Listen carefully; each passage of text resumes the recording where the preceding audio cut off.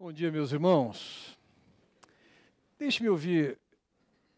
Se você fosse sintetizar o que foi esse evento para você nessa semana, nesses 3 dias que estamos juntos, que palavra resumiria ou definiria esse encontro para você?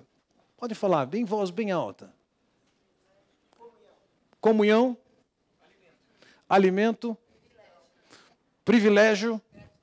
Oi? Gratidão. Desafios. Pertinente. Como? Enriquecedor. Vejam, que coisa fantástica, hein? Agora, veja, não é por muita imaginação, não. A gente pode simplesmente olhar para os eventos anteriores e perceber o que acontece na sequência de um evento como esse. Vocês vão voltar para casa, algum tempo atrás, 2 anos atrás, um casal voltou para casa. Um vento que tinha passado em Campinas tinha destruído a casa. Colocou a família em risco. Não aconteceu nada com a sogra. Vocês já pensaram o que vai acontecer a partir de daqui a pouco na sua casa? Seus filhos vão brigar. Você vai ser chamada na escola. Vai ter um atrito com o esposo. Vai ter que arrumar a casa. E pior de tudo, sabe o que é? Em certos momentos que seriam interessantes, o Oswaldo não vai aparecer e com uma voz sóbria e tranquila vai tranquilizar vocês. O Eusébio não vai aparecer lá com mais 8 instrumentistas ou cantores e falar nas montanhas e nos vales. Não vai acontecer. Você não vai encontrar o bom humor do Jader, melhor dizendo, do reverendo. Ontem eu fiquei constrangido, eu chamei ele de Jader o tempo inteiro e ele, pastor Fernando. Então, a partir de agora é só reverendo. Você não vai encontrar isso. Talvez no meio da manhã você está com vontade de dar um break, mas ninguém fez o coffee, nem colocou lá um docinho para você. Esse almoço farto, se você quiser, você vai ter que fazer. Senhores, nós não viemos nesse final de semana para ficar aqui o resto da vida.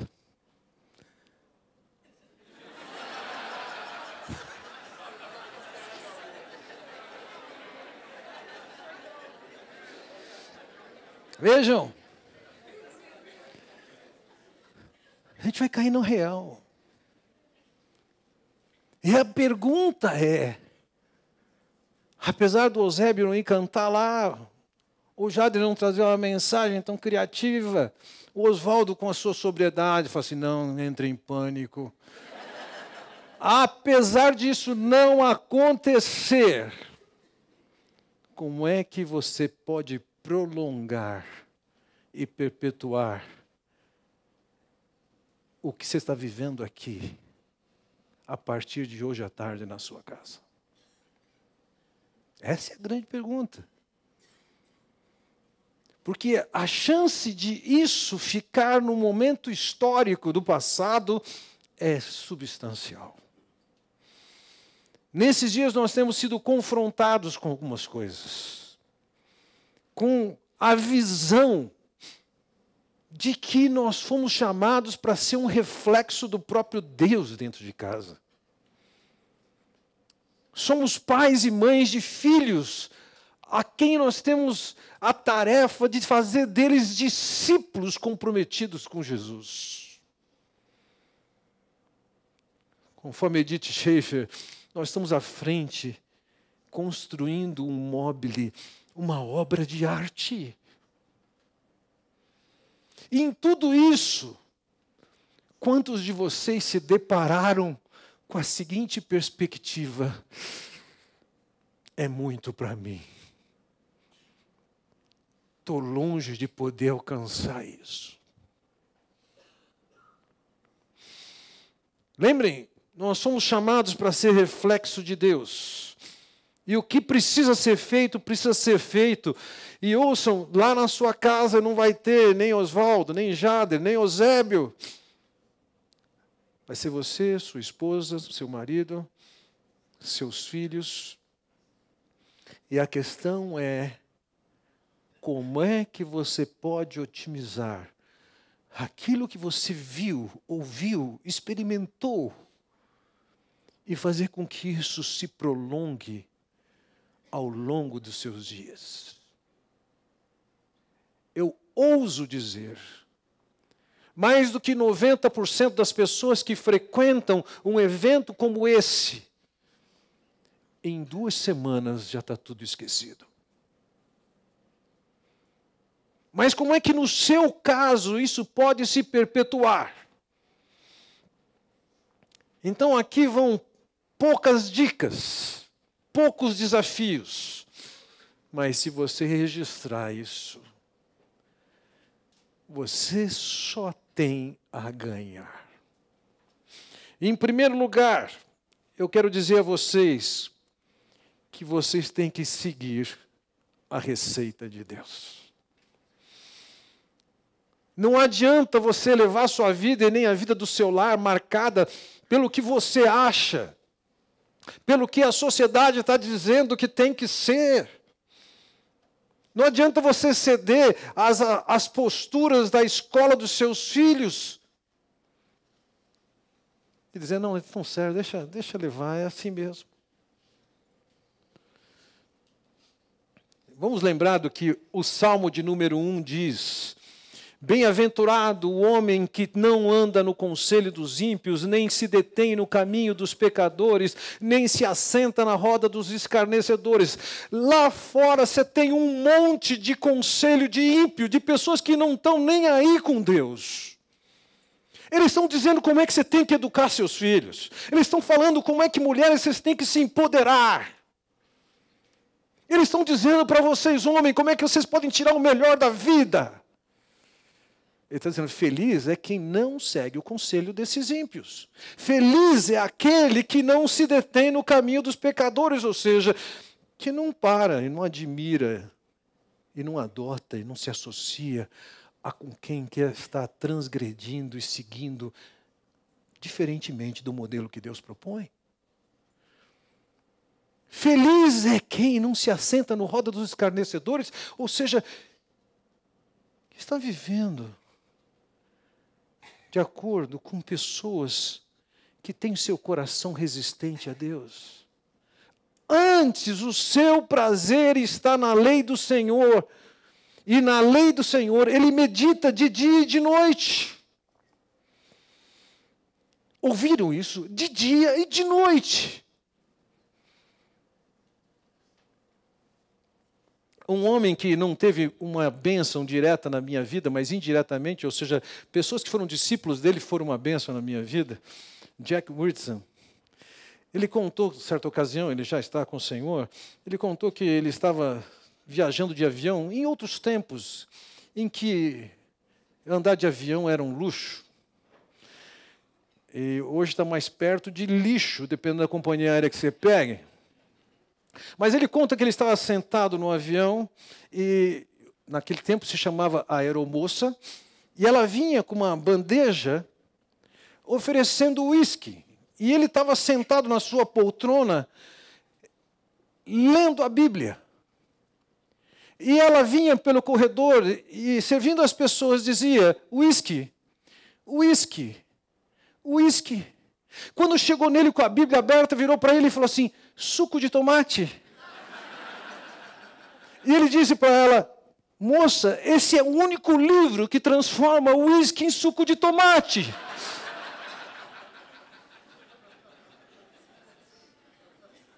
Entendam isso. A possibilidade de você viver com toda a felicidade dentro da sua casa não é proporcional ao que o mundo lhe oferece, mas o que a Escritura lhe oferece. A Escritura que traz a receita de orientação para a sua vida. E aí eu diria, vocês precisam se apropriar do estudo das Escrituras de dia e de noite. Acordar lendo a sua Bíblia às 5:30 da manhã é bênção. E durante o dia ter tempo com a sua Bíblia é bênção. E ir dormir lendo a sua Bíblia é bênção, é o que ele está falando aqui. Isso nos assuntos mais diversos. Quem sabe, numa leitura simples da Bíblia, você tropeça num ponto que diz: não mintais uns aos outros. Você não foi lá para estudar sobre família, mas você tropeçou nesse versículo. E você lembrou que no dia anterior, quando tocou o telefone da sua casa, você disse para o seu filho: se for para mim, eu não atendo. Diz que eu não estou.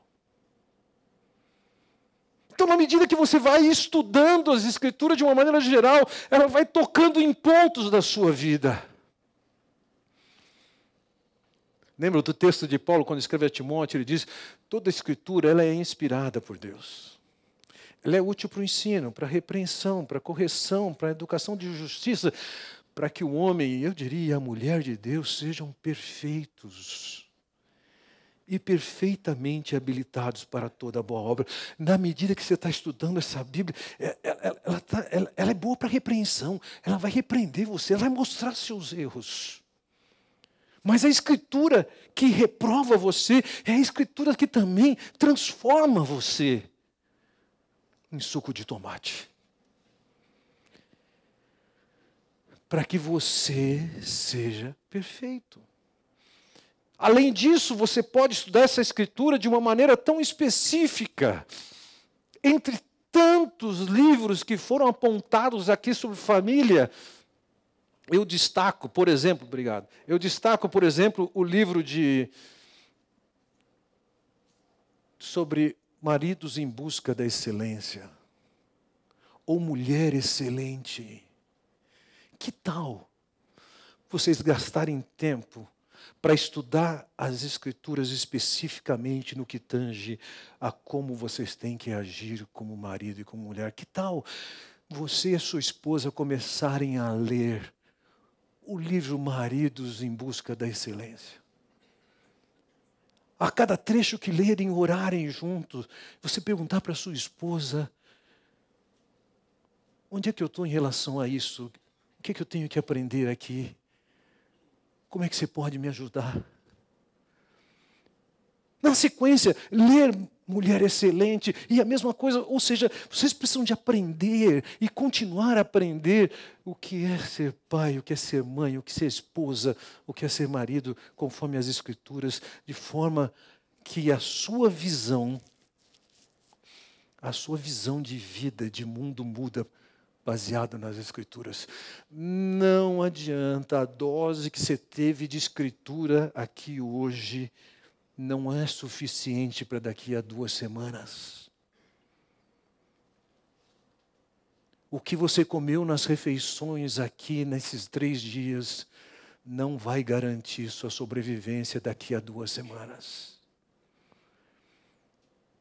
Você tem que dar sequência num estudo sério das Escrituras, no geral ou em tópicos específicos. Segunda sugestão, e eu quero dar somente 3 sugestões para vocês. Segunda sugestão é restaurar a sua relação com Deus. Talvez alguns de vocês tenham chegado aqui e pela primeira vez tenham sido abordados com a ideia de que todo homem está longe de Deus, separado de Deus, alijado de poder desfrutar do que Deus tem de melhor para você. Talvez aqui você tenha ouvido ou visto alguma coisa que o Senhor Jesus Cristo, naquela cruz, por amor, morreu por nós e pagou os nossos pecados. Se você tem ouvido isso e agora tem começado a entender, lembra da promessa do Senhor Jesus Cristo: todo aquele que o Pai me dá, esse virá a mim, e o que vem a mim de modo nenhum o lançarei fora. Uma vez que você se achega a Cristo, sendo pecador que é, você tem a promessa de que Cristo, a revelação de que Cristo pagou seus pecados naquela cruz? Você tem a promessa de ser recebido por Deus através de Cristo do jeito que você é.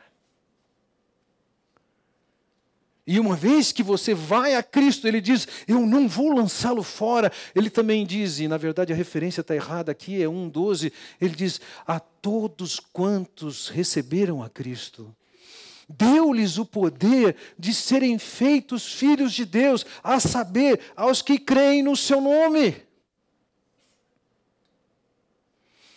Chegar-se a Cristo significa entrar na família de Deus.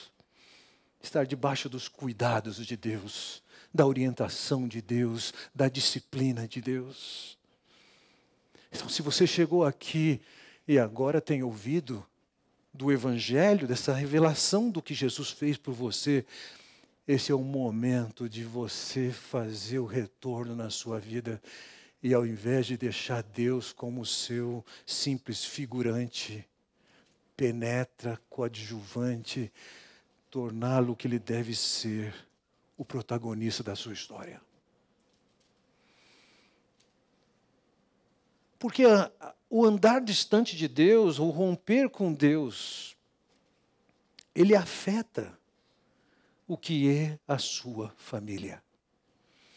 E ouçam, quando eu menciono aqui, falo da necessidade de nós nos reconciliarmos com Deus, ainda que pode ser o caso de cada um de vocês ou de alguns de vocês de que chegaram aqui e só agora se depararam com o Evangelho, tantos de vocês que se chegaram aqui, mas a sua vida com Deus tem sido marcada pela mediocridade.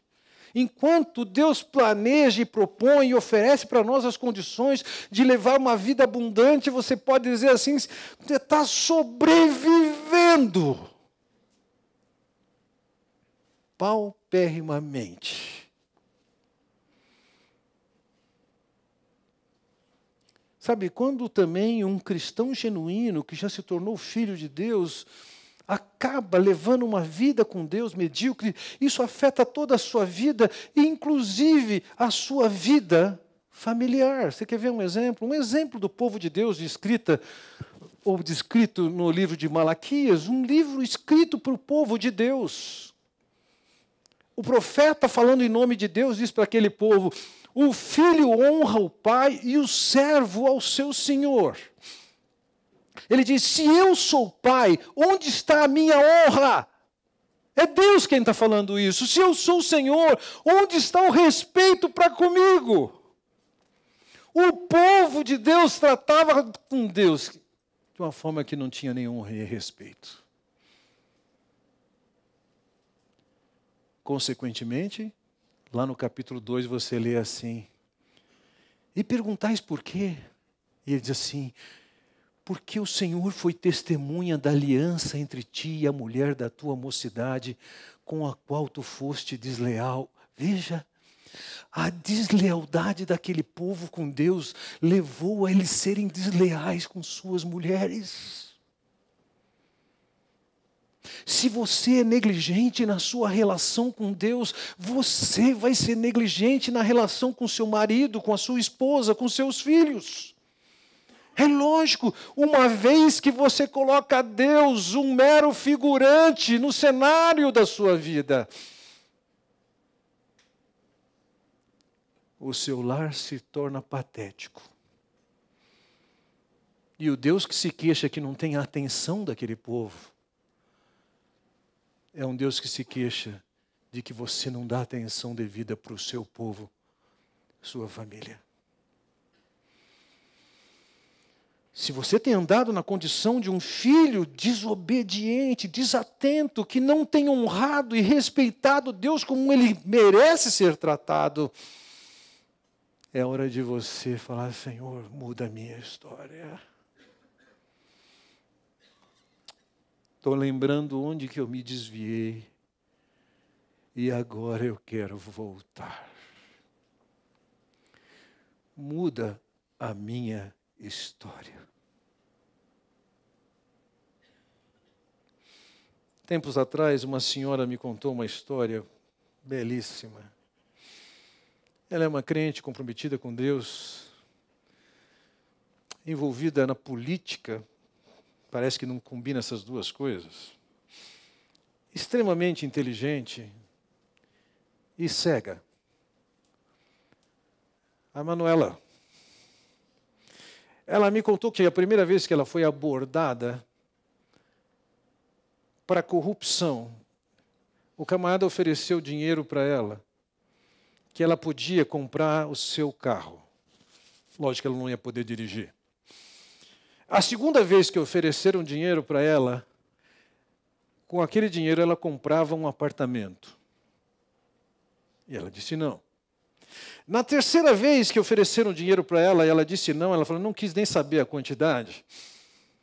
Mas num determinado momento, o camarada virou para ela e falou o seguinte: eu sei que você tem um preço.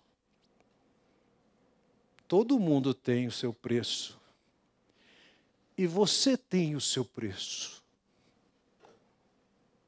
Qual é o seu preço? E ela disse para ele, eu tenho um preço, mas você não pode pagar o preço. Essa prefeitura não tem recurso para pagar meu preço. Opa! E conversa sobre preço, ele ficou à vontade, deixou a mala de lado, sentou e falou assim, me fala qual é o seu preço. Ela disse para ele, o meu preço é o preço de um cálice. Cálice? Ele falou, cálice. O meu Senhor Jesus Cristo, quando partiu, ele disse que daquele cálice, um dia ele voltaria e tomaria aquele cálice de novo com o seu povo. Eu estou aguardando esse encontro com o Senhor Jesus Cristo, em que eu vou tomar desse cálice com Ele. Para a surpresa dela, aquele homem caiu em prantos. Prantos. E ela teve que providenciar para ele água com açúcar, café, e ele não parava de chorar. Até que quando ele conseguiu falar, ele disse, eu sou um crente desviado. E o testemunho da Manu fez com que ele entendesse naquele dia e rompesse com aquela vida de empreiteiro, corrupto. E se integraram na vida de uma igreja em São Paulo. E, lógico, as condições financeiras eram outras. A esposa teve que ajudar no trabalho, teve que pegar ônibus. Onde está você, meu irmão, minha irmã? Está vivendo nos recursos desse mundo? É hora de você voltar para o Senhor, lembrar onde caiu, confessar e acertar sua vida com Deus e andar na sua vida com Deus de acordo com a orientação dEle. Vocês precisam se reconciliar com Deus. Você precisa conhecer a receita de Deus, se aprofundar na receita de Deus, rever a receita de Deus, mas precisam se reconciliar com Deus. Talvez aqui alguns de vocês tenham percebido tão claramente os pecados que você tem cometido contra a sua esposa. Você tem que chegar para Deus e dizer, Senhor, eu reconheço. Você tem que chegar para a sua esposa e pedir perdão para ela. Vocês, mulheres, têm visto e reconhecido o quanto você tem deixado de cumprir com o seu papel. É hora de você admitir isso diante de Deus. E não somente isso, pedir perdão para o seu marido. Talvez você tenha visto a sua negligência e agora você tem que chegar em casa e falar para os seus filhos, me perdoem. Me perdoem. É hora de reconciliação. E a reconciliação começa com a sua confissão e com o seu pedido de perdão. Mas, em terceiro lugar, a maneira de você potencializar essa experiência que você teve nesse evento, eu diria que você tem que aprender a depender do que Deus quer fazer e fará por nós. Quantos de vocês, quantas vezes saíram de uma reunião dessas nesse final de semana, dizendo, meu Deus, como eu estou aquém. Meu Deus, que desafio.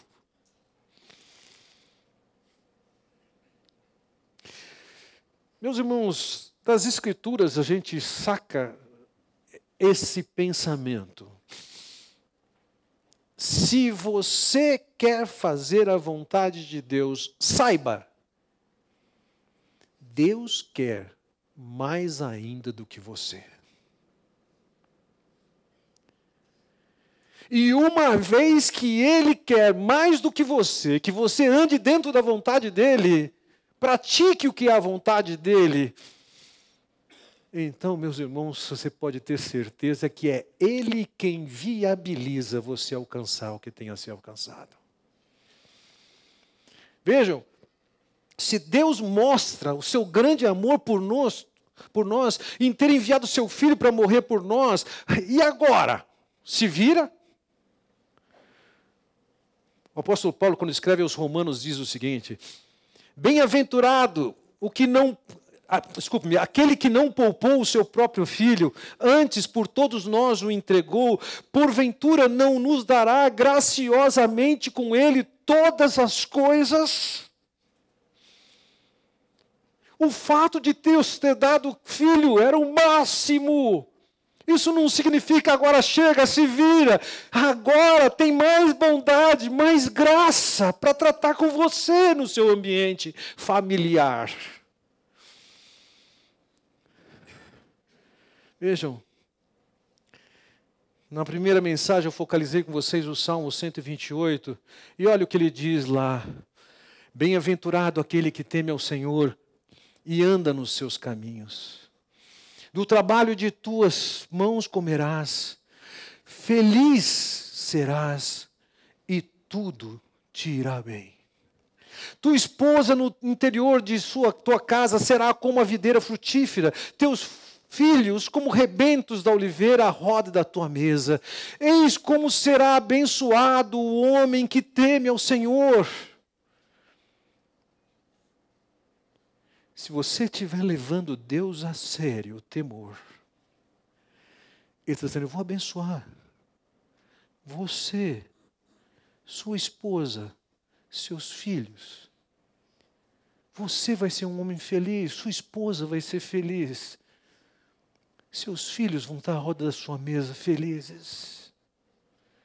E isso tem implicações onde for. O Senhor te abençoe, desde Sião, para que vejas a prosperidade de Jerusalém, durante os dias de tua vida. Veja, esse homem que teme a Deus, ele não está olhando simplesmente para o seu lar, mas você vai ver a bênção que contempla um lugarzinho na cidade de Jerusalém, que era Sião. Isso ia ter implicações, ele ia ter visão da cidade inteira. A seguir ele diz, veja os filhos de teus filhos, paz sobre Israel. No meio dessa confusão do Rio de Janeiro, aliás, um pouco menos do que está agora, eu fui ao Rio e tinha um encontro com um juiz federal. E pelas notícias, ir para o Rio de Janeiro não era uma coisa indicada naquele dia. Ele me pegou no aeroporto e no caminho, eu falei, e aí, como é que você está vendo toda essa situação? Eu falei assim, onde é que nós vamos chegar? Perguntei para ele. Ele me respondeu, bom, eu esperava que você me dissesse isso, você que é o homem de Deus aqui. E eu perguntei para ele, como você acha que isso vai se resolver? E ele me disse, a não ser que cada indivíduo desse povo tenha uma experiência com Cristo que transforme sua vida, esse povo só vai de mal a pior.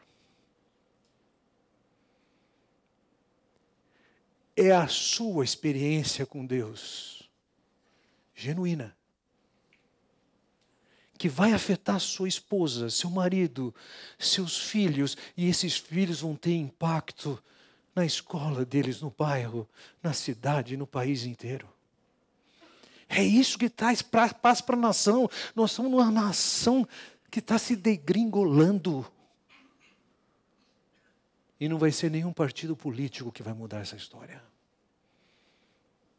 Mas é a sua história que começa a mudar essa história brasileira. Como é que temos forças para fazer isso? Quando Paulo escreveu a segunda carta aos Coríntios, descrevendo uma situação difícil que ele passava, ele conta de uma lição que ele aprendeu do Senhor. Ele diz: a minha graça te basta. Porque o poder se aperfeiçoa na fraqueza. De boa vontade, pois, mais me gloriarei nas fraquezas, para que sobre mim repouse o poder de Cristo. Ele reconhece que diante do cenário que ele tinha, as circunstâncias que ele tinha, ele era insuficiente, incapaz, como alguns de vocês podem chegar à conclusão, com o padrão que foi colocado nesse evento, considerando as pressões que nós vamos receber quando voltarmos para casa, e conscientes do coração corrupto que cada um de vocês tem, eu posso entender que você já descobriu, essa é uma tarefa impossível. Ela só é possível quando você está provando da graça de Deus, e Deus intervindo na sua história, se manifestando na sua história. O que Deus quer fazer com você não é que você seja uma pessoa simplesmente determinada, corajosa e que cumpre tudo que tem que cumprir, não. Mas que você leve a sua vida com Ele, dizendo: Senhor, o Senhor sabe o que está passando no meu coração agora. E a minha vontade é bater no meu marido. Talvez alguns de vocês vão chegar, o Jader já fez a confissão dele aqui negativa, eu jamais, nunca considerei a ideia de divórcio. Eu não vou pedir para vocês levantarem a mão quantos de vocês pensarem em divórcio. Normalmente, eu divido o público com quem eu falo da seguinte maneira: cerca de 80% já pensou em divórcio, e os outros 20% em homicídio.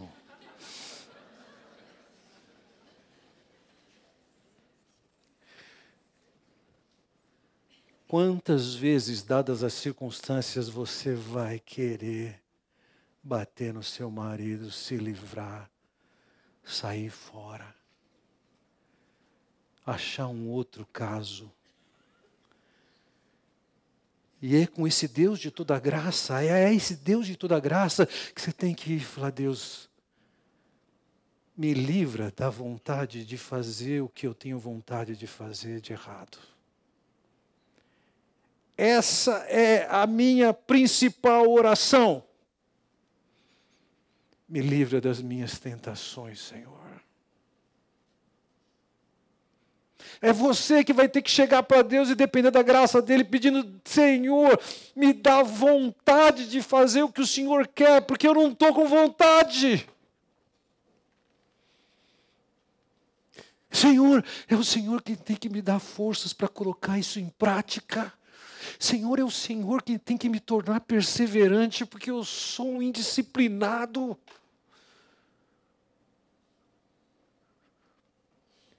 Aí você vai provar que a graça basta. Eu tenho certeza que eu, Fernando, falando com vocês, se não tivesse a graça de Deus, eu estaria longe de ser um cara só sem graça.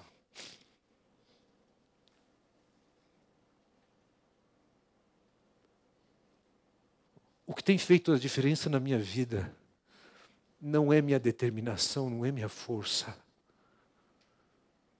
O que tem feito mudança na minha vida é a graça de Deus. Aquilo que eu não posso controlar, Ele controla. Aquilo que eu não quero fazer, Ele me faz querer. Aquilo que eu não tenho forças para fazer, é Ele quem faz. Então, os desafios que vocês têm, dada a grandeza ou a perseverança que eles requerem, isso só vai ser possível se você depender de Deus e da graça de Deus. Dia a dia, a graça de Deus. Como eu disse, meus irmãos, amanhã no mundo real, o Oswaldo não vai aparecer na sua casa. Não vai aparecer o Oswaldo com essa banda para cantar nas montanhas e nos vales. O almoço não vai estar pronto. Nem tem o coffee break. Nem a mensagem de qualidade do bom humor de Jader. É você, seu marido, seus filhos. E é uma postura de reconciliação com Deus, de busca da sua palavra e de dependência da sua graça, é que vai levar você a produzir no seu lar o lar que Deus propõe para você. Um lar que seja reflexo de Deus, da sabedoria de Deus. Assim, vocês vão voltar para casa e receber toda a pressão para se adequarem à sociedade lá fora. Trabalhar muito mais do que deve, trabalhar para ganhar tanto dinheiro que seus filhos estão sendo negligenciados, sua esposa está sendo negligenciada. Entenda isso. É o tempo que você gasta com Deus e aprendendo com Deus, andando como Ele determina, na dependência da graça dEle, é que vai dar a você uma vida satisfatória. Tem um cunhado que trabalhou no governo de Pernambuco, junto às grandes autoridades do Estado. E ele conta que, em certa ocasião, ia se casar, se não me engano, filho do governador. E ele estava lá na frente, não sei se como um dos padrinhos. E quando estavam aguardando noivo entrarem, essa autoridade virou para ele e falou assim: percebi agora que eu não vi minha filha crescer. Que lástima! Que lástima! Atrás do que você está correndo?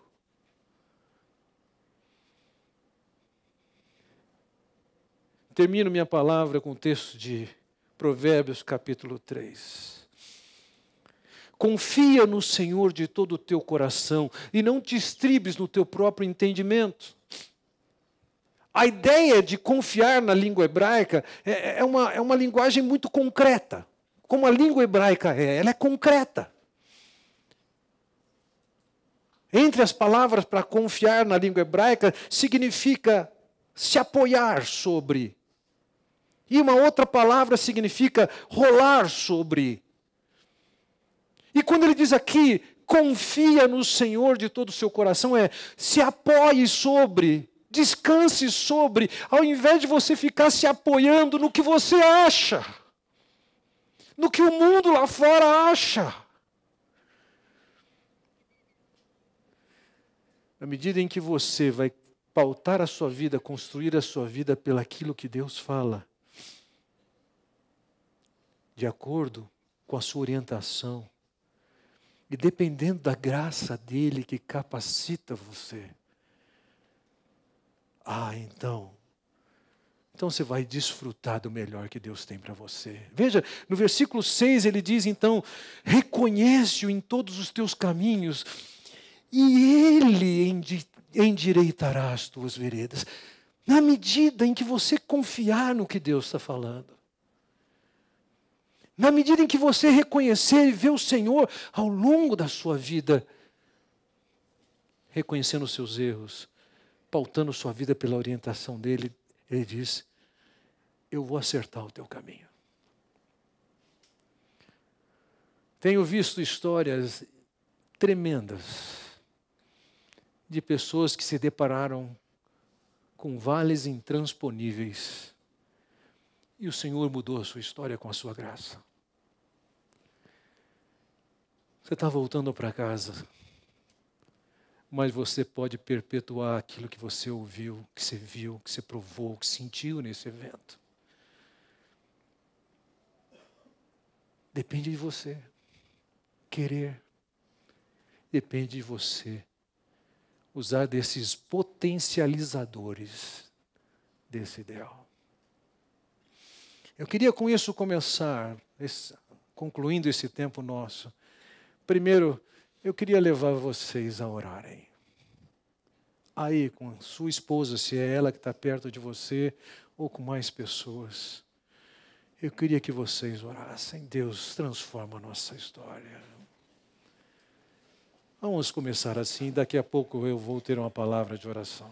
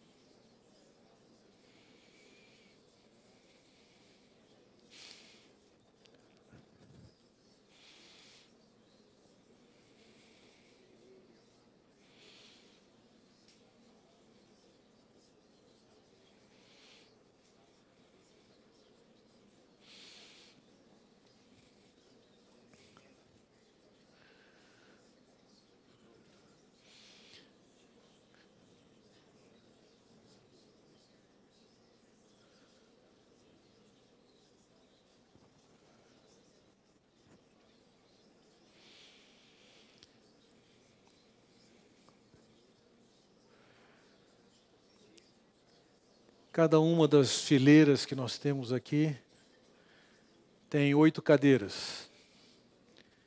Então nós podemos ter até 4 casais em cada fileira. Além de você mesmo, olha para o casal mais perto de você, pense em duplas.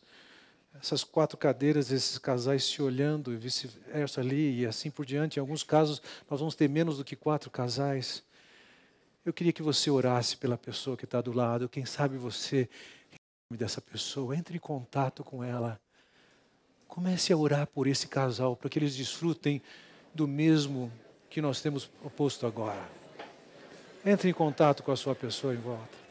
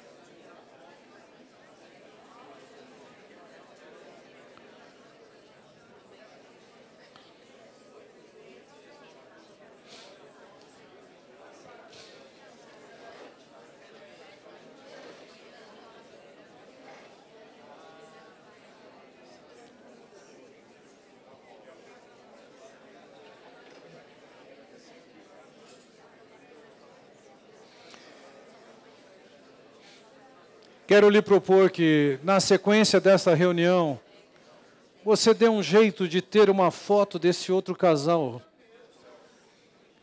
E quem sabe ter essa foto desse casal lá na sua geladeira. Eventualmente você passar lá e olhar e lembrar de orar por ele. Eventualmente você pode ligar, e como é que vocês estão? Vocês têm algum pedido de oração? Faça dessa pessoa seu parceiro nessa caminhada de andar com o Senhor. Eu gostaria de encerrar esse tempo com uma palavra de oração, a minha mensagem com uma palavra de oração. Assim, eu queria convidar todos vocês a se colocarem de pé.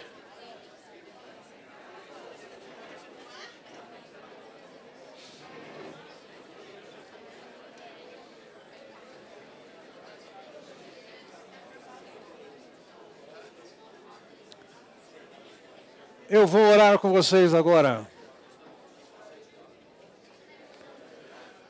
Ó Pai Celestial, ouvimos nesses dias da Tua graça, da Tua sabedoria, do projeto de família que o Senhor estabeleceu, criou, instituiu, orientou, mas também capacita. Cá estamos nós, o Senhor conhece esse material humano que nós somos, o Senhor conhece. Nós não somos grande coisa, somos corrompidos, somos instáveis, somos inclinados ao mal, cada um à sua maneira. Ó Senhor bondoso, que cada um de nós possa Te buscar e viver contigo. Ser o filho de Deus que deve ser e, consequentemente, o marido, a esposa, o pai e a mãe que devemos ser. Senhor, nós temos uma facilidade tão grande de nos distrairmos com o que não vale e de levarmos uma vida que no futuro a gente lamenta e se arrepende. Senhor, nós precisamos de Ti. Nós dependemos de Ti. Que o Senhor seja o nosso grande encorajador. Que as esposas que aqui estão possam efetivamente ser influenciadas por Ti, que é o nosso maior ajudador, e elas serem as auxiliadoras que devem ser nos seus lares. Que os homens que aqui estão tenham como maridos, como referência máxima, não o que as suas esposas fazem ou deixam de fazer, mas o amor de Cristo. Que, ó Pai, esses pais e mães que aqui estão, possam aprender contigo, nosso Pai, a cuidar, a orientar, a instruir, a conduzir nossos filhos como o Senhor quer. Ó Pai Celestial, leva esses seus filhos a se reconciliarem contigo, a buscarem a Tua palavra que transforma e a dependerem da Tua graça. Eu oro em nome do Senhor Jesus Cristo. Amém.